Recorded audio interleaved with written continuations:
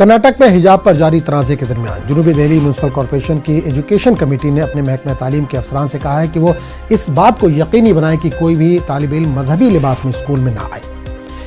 SDMC के education committee की chairperson Nita Sharma के मुताबिक मशरक़ी दिल्ली के एक स्कूल में एक वाक़या सामने आया था, जहां एक लड़की हिजाब पहनकर स्कूल गई थी। इसको जहन में रखते हुए हमने स्कूल में ड्रेस कोड पर अमल करने का हुक्म जारी किया है। उन्होंने मजीद कहा कि तमाम प्राइमरी स्कूल MCD के तहत आते हैं। हम बच्चों को मजहब की बुनियाद पर लिबास पहनने की इजाज़त नहीं दे सकते। स्कूलों को मजहब की बुनियाद पर तकसीम किया जा रहा है।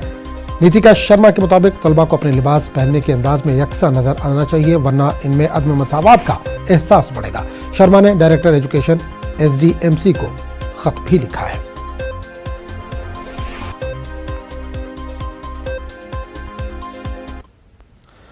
और इस पूरे मामले पर बात करने के लिए हम सीधे रुख करेंगे दिल्ली का, जहां से हमारे नुमाइंदे सुशील इस वक्त जुड़े।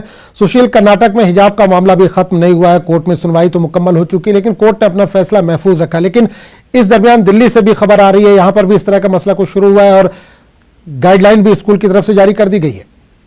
जी बिल्कुल आजम, देखिए ये कहीं ना कहीं हिजाब का मुद्दा कहीं ना कहीं तमाम जो स्कूल हैं वहां पर पहुंचना भी शुरू हो गया है। और ये बहुत विचित्र स्थिति है कि दिल्ली के साउथ दिल्ली म्युनिसिपल कॉरपोरेशन की तरफ से ये एडवाइजरी जारी की गई है कि जो उनके अंतर्गत स्कूल आते हैं उन तमाम स्कूलों के बच्चों के ये जो ड्रेस कोड निर्धारित किया गया है उसी ड्रेस कोड के आधार पर बच्चों को स्कूल में आने की इजाजत दी गई है। और ये तमाम चीजों की जो शुरुआत है वो फिलहाल कर्नाटक से ही शुरू हुई है। लेकिन सबसे बड़ी विडंबना इस मामले में यह है कि कर्नाटक हाई कोर्ट ने इस पूरे मामले में तमाम पक्षकारों को सुना और उनके बाद फैसला सुरक्षित रखा। लेकिन बिना उसके फैसले के इंतजार किए तमाम जो स्कूल्स हैं, जिसमें मुझे लगता है आजम ये दिल्ली का पहला ऐसा स्कूल होगा जहां पर इस प्रकार के रेजोल्यूशन को फिलहाल जारी किया गया है और है कि तमाम जो बच्चे हैं वो अपने स्कूलों के बताए हुए ड्रेस कोड के आधार पर आए।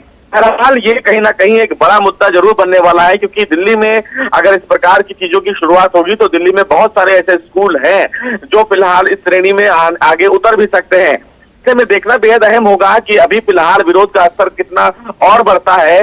सबसे महत्वपूर्ण बात है कि कर्नाटक हाईकोर्ट का फैसला जो फिलहाल तमाम संवैधानिक बेंच है जिन्होंने सुना है उसका फैसला क्या होगा, लेकिन फैसले के पहले ही इस प्रकार स्कूलों का आदेश कहीं ना कहीं लोगों को चौंकाने वाला जरूर लग रहा है। और सबसे ज्यादा विचित्र स्थिति ये है कि बिना अदालत के इंतजार किए इस प्रकार के स्कूलों के द्वारा इस प्रकार का आदेश जारी किया गया है। चलिए सुशील, बहुत बहुत शुक्रिया इस तमाम जानकारी के लिए।